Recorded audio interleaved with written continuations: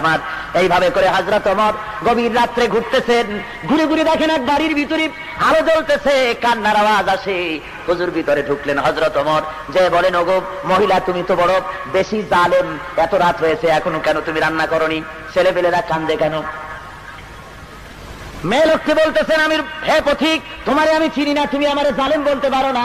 3 দিন পর্যন্ত আমি কিছু খাই নাই, আমার এই বাচ্চারা কিছু খায়নি, আজ তারা শুনতে চায় না, ঘুম আসে না, সেই জন্য হাড়ির ভিতরে পানি দিয়ে আর পাথর দিয়ে নাড়াচাড়া আমি করতেছি আর বলতেছি গোশত রান্না হতেছে, একটু পরে খাবি। ফাঁকি ঝুঁকি ওর মধ্যে গোশত নাই। হযরত ওমর বলেন, আমার যেন পা থরথর করে কেঁপে উঠল। এরা মদিনার লোক ছিল না, এরা ছিল বাইরের থেকে এসেছিল, তাবু গেলে এখানে রয়েছে, তারা মদিনায় বেড়াতে এসেছে, এসেই দুরবস্থায় পড়েছে। হযরত ওমর চলে গেলেন বাইতুল মালের কাছে, গিয়ে সেখানে তিনি আসলামকে ডেকে বললেন, আসলাম রে, শিগগির করে একটা বস্তা আনো, আটা ঢুকাও, তরি তরকারি ঢুকাও।